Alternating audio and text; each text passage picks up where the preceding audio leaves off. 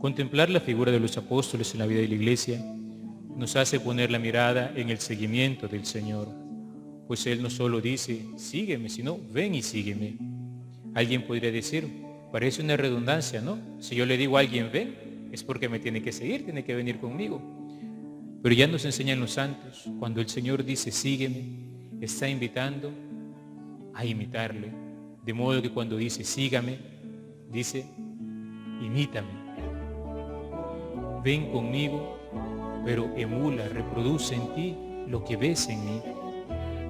Por otro lado, al contemplar la figura de Andrés, vemos que él es lo que los griegos llaman el protóclito, el primer llamado, y que desde el inicio se convierte en un verdadero apóstol de Cristo, pues él es quien lleva a Pedro a Jesús.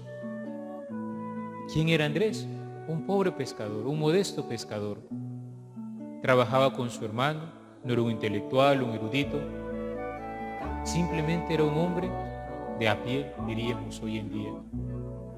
Un hombre como todos, un hombre de la periferia incluso se podría decir. Vivía en Galilea, igual que Pedro. Incluso su nombre no es un nombre judío, es un nombre de origen griego. Y esto dice mucho, porque en el fondo Andrés manifiesta la sed que tienen los hombres de Dios. Él llevaba en su corazón escrito este deseo como todos nosotros, y él era uno de estos que se había puesto en camino para buscar al Señor. Y bien dice el libro de la sabiduría, ¿no? Que el Señor se deje encontrar de aquellos que le buscan. Andrés había manifestado este deseo siendo discípulo de Juan el Bautista. Hoy en el tiempo de Adviento podríamos decir, él es uno de los que se había preparado para el encuentro del Señor. De modo que, por ejemplo, en el cuarto evangelio se nos dice que al ver pasar a Jesús, Juan les dijo, he ahí el Cordero de Dios que quita el pecado del mundo. Y se fueron detrás de Jesús. Cuando llegaron, le preguntaron, Maestro, ¿dónde vives? Y que les dijo, vengan y lo verán. Y es que en el seguimiento de Jesús, más allá de cualquier discernimiento a nivel intelectual, lo que se sigue es el estar con Él, ir donde Él. Haz la prueba y verás qué bueno es el Señor, dice el Salmo. Y en este sentido Andrés nos muestra cómo ese deseo del corazón se ve cumplido si ustedes y yo entramos en la obediencia de la fe y nos ponemos en camino de Él. Andrés, tan de a pie como nosotros era, que vemos al menos 3 intervenciones de Él en la Escritura. Cuando Jesús, antes de multiplicar los panes, pregunta, ¿qué tienen para comer? Le llevan aquel canasto, ¿verdad? 7 panes y 2 peces, y Andrés le dice, ¿y qué es esto para tanta cantidad? Como cualquiera humanamente hubiera dicho, ¿verdad? Un hombre que se pregunta, ¿cómo es posible que ir a hacer? Y se maravilla al ver lo que Jesús puede hacer cuando uno cede al menos un poco. Cuando ese poco que tenemos se lo damos, Él lo multiplica.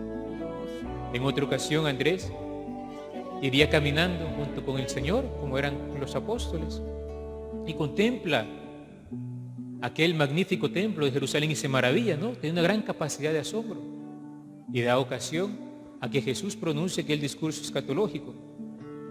Y con esta manera el Señor le muestra a Andrés que las realidades de este mundo, incluso el templo, pasarán, pero Él no pasará, porque Él es el verdadero templo del Señor, el verdadero lugar de la presencia de Dios en medio de los hombres. Es decir, lleva a Andrés a adquirir una mirada sobrenatural, trascendente, una mirada de eternidad sobre la historia. Y en una tercera ocasión, irá donde Jesús. ¿Pero por qué? Porque unos griegos querían hablar con el Señor.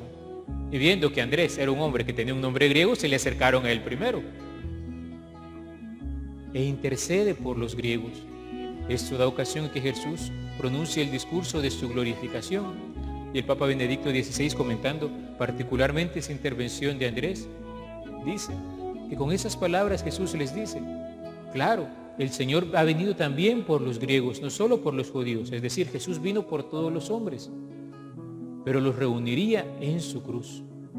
Ahí congregaría a todas las naciones, mensaje propio del tiempo de Adviento. Entonces nosotros hoy que contemplamos la figura de San Andrés Apóstol, al ver en él un hombre de a pie, un hombre como tú y como yo, ¿por qué no ponernos en camino del Señor y decirle también, Señor, yo quiero ir detrás de ti? Pero no solo decirlo de palabra, sino con las obras, y ponernos en camino, lanzarnos, aventarnos. Dejarás tus redes de pescados y te convertirás en pescador de hombres. Alabado sea Jesucristo.